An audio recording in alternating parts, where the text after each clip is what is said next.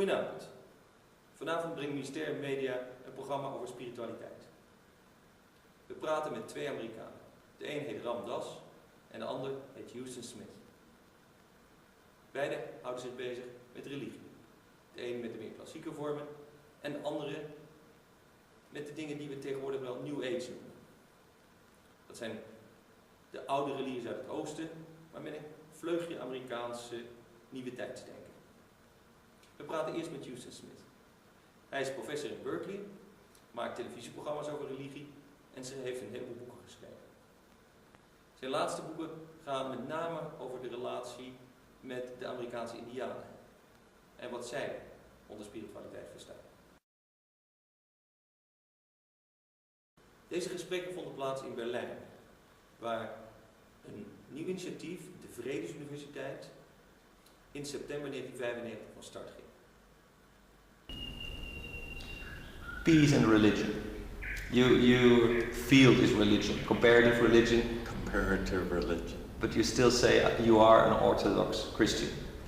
I was born into the Christian faith. My parents were missionaries in China, and in all my studies of the other tradition, I have not found any that was superior to the faith that I was born in.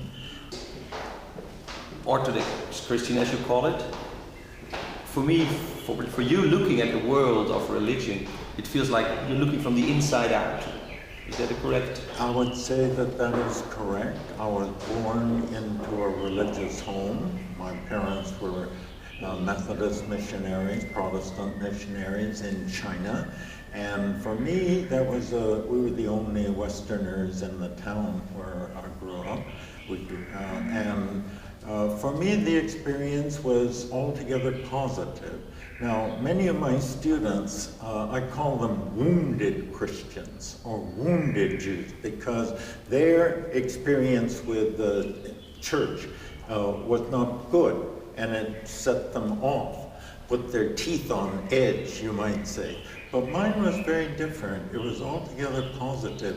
What seems to come through to the wounded Christians or the wounded Jews is dogmatism, and we have the truth and nobody else does, and moralism, don't do this, don't do this, and so on. And that turns them against it. But for me, what came through was that we're in good hands, and in gratitude for that, we should bear one another's burdens. We should help each other.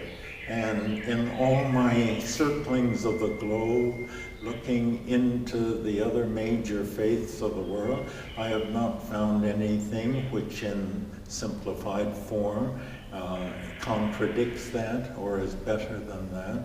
And therefore, naturally, I have just stayed in the tradition into which I was born. However, I'd be the last one to claim that there is anything within that tradition which is superior to the other enduring, as I like to call them, wisdom traditions of the world. So these are all languages to talk to God? True, they are the classical languages of the human spirit. That's a good, I'm glad you brought in the word language. Exactly that. Do you think the new language of cyberspace, where people communicate with each other through the computer and with the computer, is also a way to God? Well, when the wireless was first invented, I think H.G. Wells it was who said, "Isn't it ironic that just at the time when we can talk with anyone around the world, we find ourselves with nothing to say?" And I think that is a very good point, because it stresses and underlines the fact that technology is only a means. It has nothing to do with content. So cyberspace and these communications, instant communications all around the world, super highways, things like that, are only vehicles. Have we anything to put into those vehicles to transport? That is the question. That is actually the question with the internet, with all this World Wide Web, global library. What is on it? I'm very glad we're touching on this, because my next book actually will be on the Native American church in the United States. So what we call the Indians here. Indians, yes. And so I've spent the last year with the Indians and working and writing for this book, which will be out in October. And in the course of doing that, I learned something, I saw something which had not occurred to me. That is that I had always thought that the tribal, exclusively oral people who do not have writing, that they were somehow inferior, because we speak as we do now, but we also have writing. And so we have everything they have and more. I have come to think differently. I have come to see that writing adds to speaking. We know about that. To have the cumulative written record of the human race is very enriching. So it does add, but what I had not seen before, it also subtracts. Now, what does it take away? And the answer is the knowledge of what is important. Now, let me make that point in this way. If we imagine a tribal group, no writing, around their campfire at night, everything those people have learned through their ancestors who learned it through trial and error, everything the tribe knows is in the heads of the people around the campfire. Don't you know that they would be constantly rehearsing what is important, what herbs have medicinal value, and also the great myths that their ancestors handed down that gave them the sense of the purpose of life and the meaning of life would always be in focus, and trivia would just die out like natural selection, because there's just not room for trivia. Now contrast that with my library that serves me. The University of California Library is one of the great library systems in the world. But when I go through interlibrary loan, it locks in with other systems, and as they told me when I went on the first orienting tour, when you come to this library looking for a book, think it's here. It may take us a little while to find it, but it's here, and that's virtually true. But if I go into the elevator onto the 5th floor, I may say signs, chemistry here, history here, literature here, but where is the sign that reads importance? What is important? Wisdom. Or wisdom. Very good. Much less wisdom. No, it's more like, well, good luck, folks. Here it all is. See, what I'm talking about is information overload. So we've never been so informed. Humanity has never been so informed and more confused as to what is important, because a book is a book, and it can be trashed, but it's still cataloged. Well, what I say is there's a difference between data and information. And data only becomes information if the bit bytes. If a bit bytes, which means changes something, then it becomes information. Yes. If it's a data mountain, what can we do with it? We can look at it and... Yeah, but we can't stop with information. We've got now 4 things. We've got data, we've got information, we've got knowledge, we've got wisdom. T.S. Eliot said it in 2 lines. Where is the knowledge that is lost in information? Where is the wisdom that is lost in knowledge? I wrote, wisdom is not known, but feeling the truth. Both. I don't think it's an either or.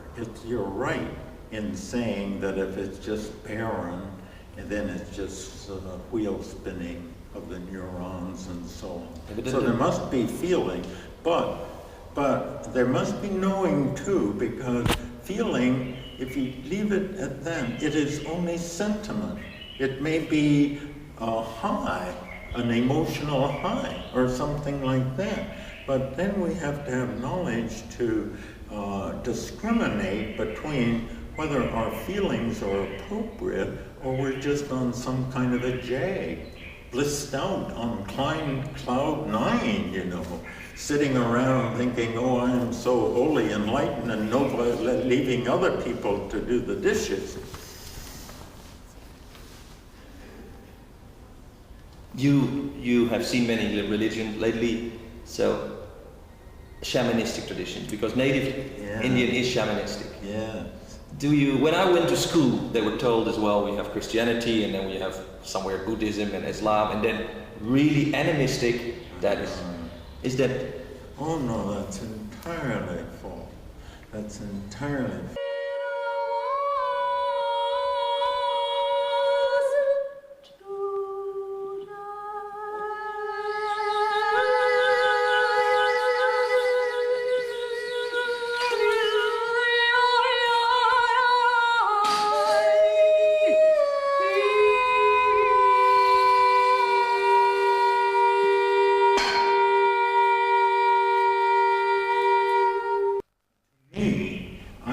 I call them collectively the primal religions because they came first. Like you, in my education, they were called the primitive religion, but primitive is a pejorative, like they are the childhood of the human race and we're so mature and advanced and so on. That's altogether wrong. It's a trade-off. I mean, they had things that we have lost. And then, to be fair, we have added some things that they did not have. But to claim that in any way the religion of tribal peoples is inferior to the so-called historical religions that have written text and a cumulative tradition, that is altogether wrong. And one of the hopeful things in our times is at least we now see that, which we did not see before. Yeah, more people are looking into Indian rituals, honoring the earth. There's a whole revival of that feeling. They had a passion and reverence for human personality and for the web of life and our connectedness with the earth, which we just look back on almost now with nostalgia, given our ecological crisis. But that was an internalized web. They were part of their environment. Absolutely. And we now talk about the web as being the matrix of the cyberspace, which is an externalized thing. A very useful distinction. I'm glad you brought that out. I didn't know that the web was used also in cyberspace. Yeah, they call it the World Wide Web. Yes. It's actually copyright name. That's a kind of an artificial, superimposed on the natural web. Well, Terence McKenna and Tim Leary said that technology has given us an opportunity to look in someone else's mind. Like the shamanic traditions, they kept everything in. It was an internal. It was the heart and the memory were one. Now we live in a society where the memory is externalized, and we can look into what another person thinks by way of movies, by way of writing, by way of virtual reality. So we have an opportunity to see what lives in the other person's mind. I am not persuaded. For one thing, it remains impossible to look into another person's heart. I happen to have been fortunate in my marriage, the usual ups and downs, of course, but after 55 years, we're still together. And one of the things that frustrates me is that I will live out my life and I will never be able to get inside her head. I would give a world to know what life looked like, what it felt like to her, but it is impossible to look into another person's heart, and technology has, well, it's true that with profound movies and so on, but we always had profound novels, and even before writing, we had a current of storytelling, and they would be about other people too. So we have quantitatively more capacity in that way, but qualitatively, I'm not sure that we see any improvement. Now, some tribal cultures, they use things like peyote or ayahuasca or other drugs. Yeah. I have a feeling that they do this to feel the heart of the other people. I do not think so. You mentioned Timothy Leary, and I was very close to him for 3 years because I was teaching at MIT while he was at Harvard.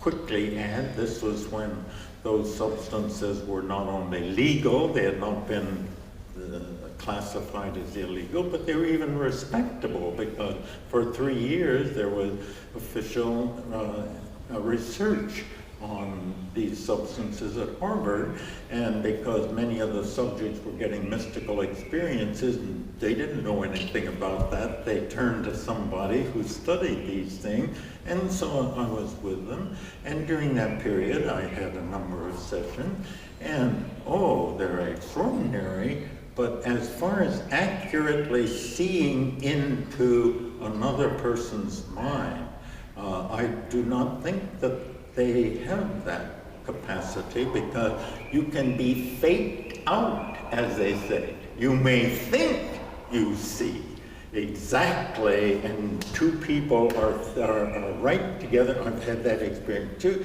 And then afterwards you compare notes, and they were on different planets. Yes, but that is part of the Western tradition of psychedelics. What I feel is that the tradition where it's taken as a group, as the Indians do, and I've taken ayahuasca in such a setting, that you have much more of a feeling of entering a collective consciousness, and the borders, the separations between people go down a little bit, at least. I would not deny that. I too, in the course in this last year, writing this book on the Native American church to defend their religious freedom. You may know in the United States in 1990, in the most horrendous, I think, decision the Supreme Court ever made, they stripped these people of their constitutional right.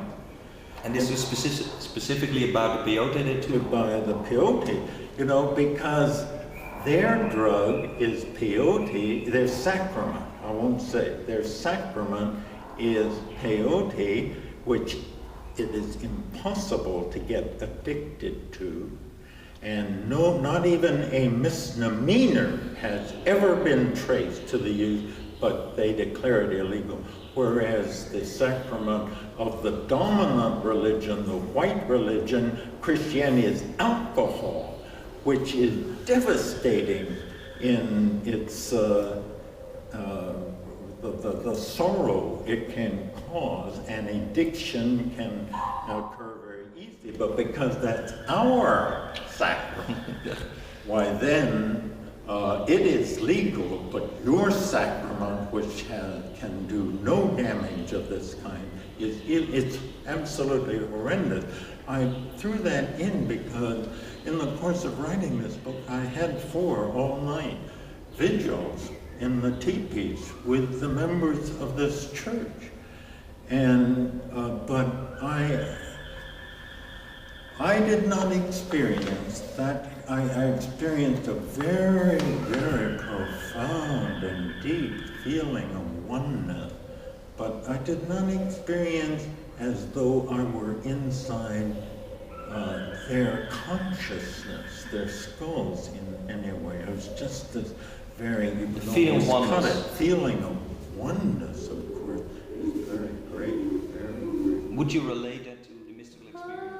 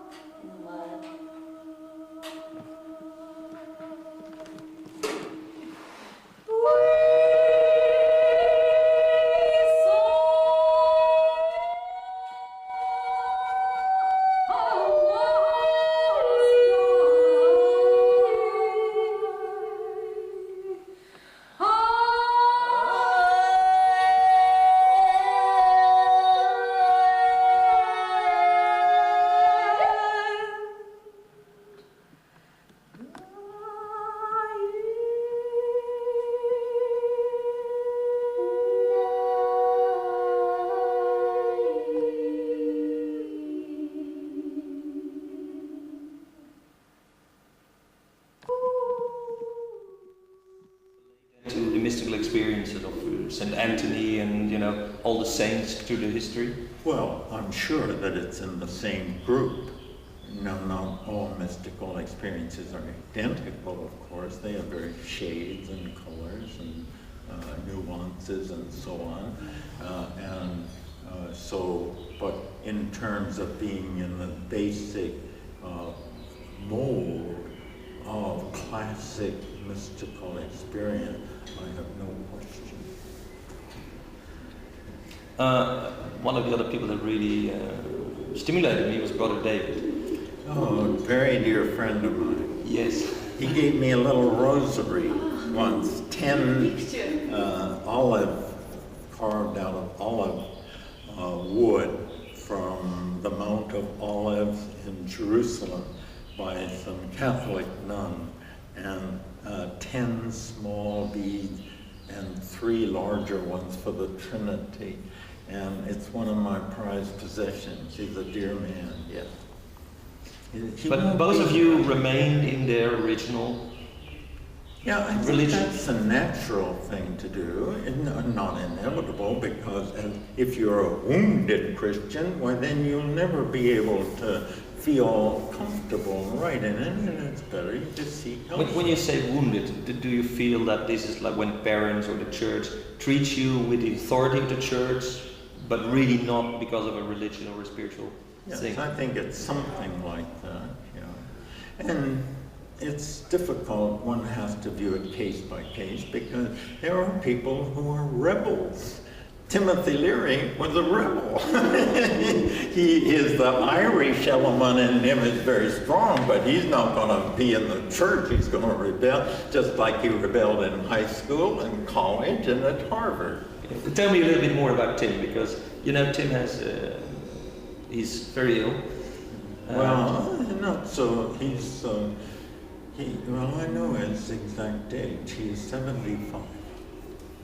I saw him recently because I went to he was coming through Berkeley to give a book reading, and so I went. I hadn't seen him for a number of years, but the manager of the bookstore recognized me and said, "You have to introduce Tim Leary to the group." And so when they told Tim Leary there, he said, "Well, Huston can introduce me after I introduce him."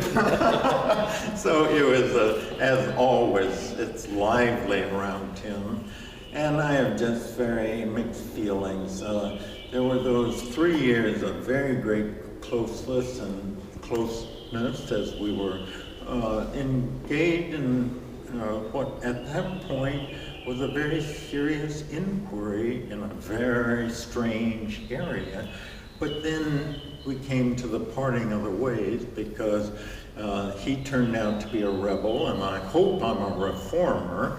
And he split with the university, walked out on it. I stayed within it, and he went for a free lifestyle, whereas I was committed to a monogamous marriage, and so we parted the ways, but I still have great affection. But it is sad, because his mind has been, the term is really fried by these substances, so much, and his attention span is now his body is haggard. Well, maybe that is because he's ill at the moment, but I've known him for about 6 years pretty well. And 6 or, yeah. Yeah, so I only know him, and I've always been amazed about his warmth. You've been at his house, you've seen him privately, not on stage, and he is one of those people that I always admire for warm. So I'm sorry to hear this. Okay, a last question about peace. We've had these meetings like this, Art and Science, 4 years ago in Amsterdam. What is actually happening with?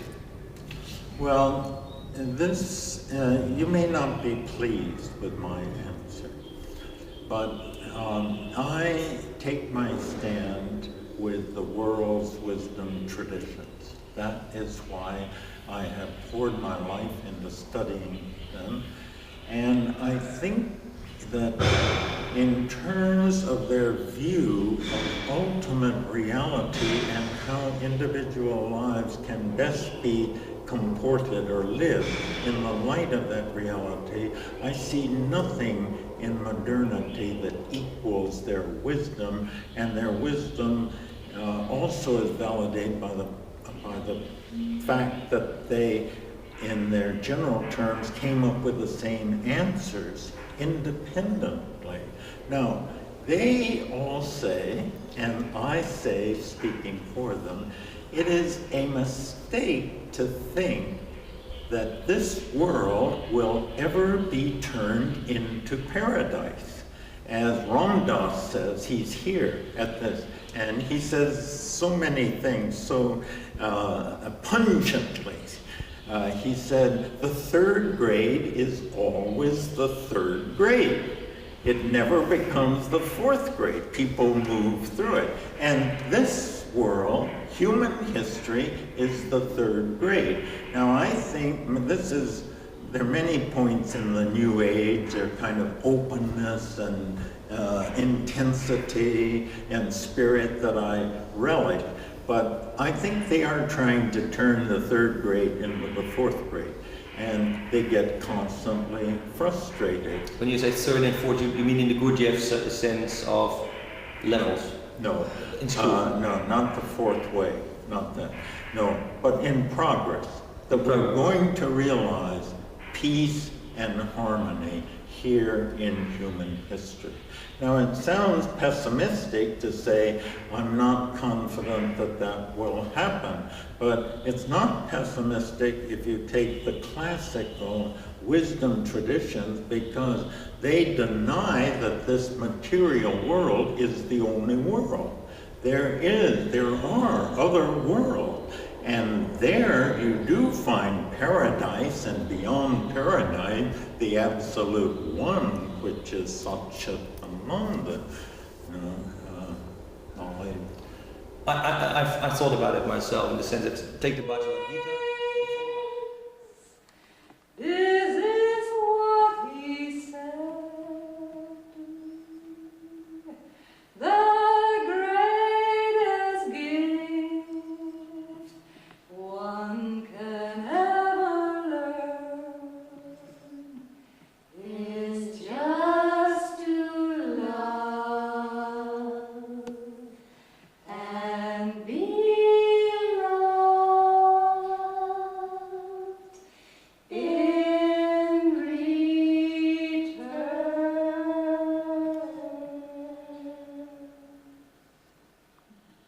All right. Is concerned, but this particular material life is like a scrimmage field in which you can build muscle and you can build skills and that kind of thing, but you're never going to take the hard knocks out of a scrimmage field, or it's no longer a scrimmage field. And that's what this life is. So Eliot, again, T.S. Eliot said, ours is the effort. The rest is not our business.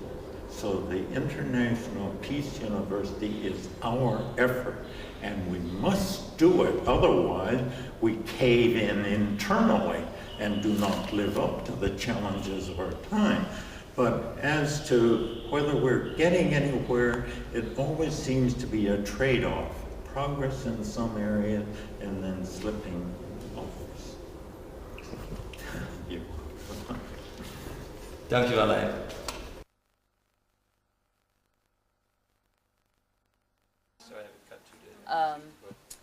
Let's see. Where there were deserts, I saw fountains, and like cream, the waters rise, and we strolled there together with none to laugh nor criticize. And the leopard and the lamb lay together, truly bound. I was hoping, in my hoping, to recall what I had found. I was dreaming, in my dreaming, God knows, a pure view. And as I wake up from my sleeping, I repeat my dream to you, that the people have the power. The people have the power.